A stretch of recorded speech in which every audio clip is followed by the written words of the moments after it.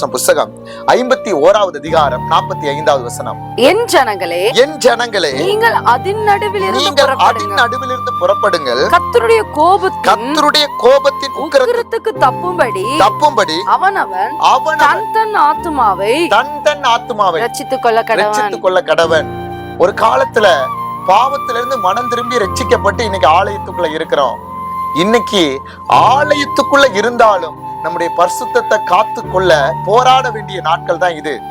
இன்னைக்கு சபைக்குள்ள புறஜாதிகள், இன்னைக்கு கர்த்தர் யாரெல்லாம் விளக்குனாரோ அவர்கள் எல்லாரும் ஆண்டவர் வருகிற இந்த நாட்கள்ல இன்னைக்கு சபைக்குள்ள பாருங்க, புறஜாதிகள் இன்னைக்கு என்ன செய்யறாங்க, தங்களுடைய அசுத்தங்களை நடப்பிக்கிற நாட்களுக்குள்ள வந்துட்டோம்.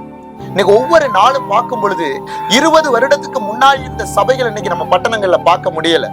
15 வருஷத்துக்கு முன்னாடி இருந்த சபைகள் இன்னைக்கு பட்டணங்கள்ல பார்க்க முடியல. ஒரு காலத்துல இந்த ஊழியக்காரர் எப்படி ஊழியம் செய்தாரு, ஒரு காலத்துல இந்த பட்டணத்துல இந்த சபை எப்படி இருந்தது.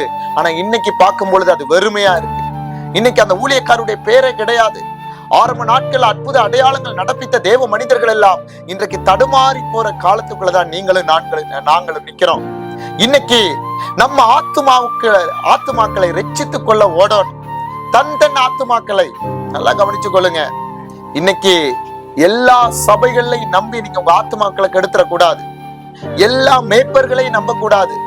ஆவியானவரால நடத்துற மேய்ப்பர்களை எப்படி கண்டுபிடிக்கிறதுனா, நீங்க தேவனோட இருந்தா தான் முடியும். அதான் ஆண்டவர் அழகா சொல்றாரு, கர்த்தருடைய உக்கிர கோபத்துக்கு இன்றைக்கு ஆண்டவர் பாருங்க தன்னுடைய இரத்தத்தை கொடுத்து, வில்லை பாருங்க மதிப்பில்லாத அவருடைய இரத்தத்தை கொடுத்து சம்பாதித்த அந்த சபைய இன்னைக்கு சத்ருவானவன் கெடுத்து போடுறான்.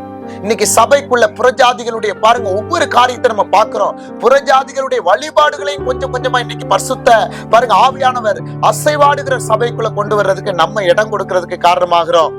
இன்னைக்கு ரொம்ப எச்சரிக்கை. நீங்க பாருங்க, என் ஜனங்களே, நீங்கள் அதின் நடுவில் இருந்து என்ன செய்யுங்க, பாருங்க புறப்படுங்கள். எதுல? அசுத்தமான காரியங்கள்ல இருந்து. அதான் புலம்பலுக்கு எழுதின புஸ்தகம் 1வது அதிகாரம் 10வது வசனம் என்ன சொல்லுது பாருங்க. அவளுடைய இன்பமான எல்லாவற்றின் மேலும், நல்லா கவனிங்க, அவளுடைய இன்பமானனா தேவனுடைய ஆலயத்தை குறித்து அங்க சொல்றாரு பாருங்க. எல்லாவற்றின் மேலும் சத்துரு தன் கையை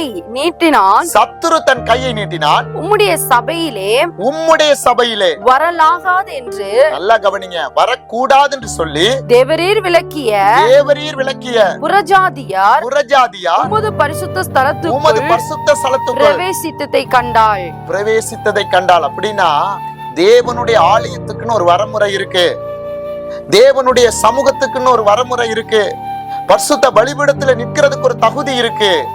இன்றைய நாட்கள் அதை பார்க்கவே முடியல.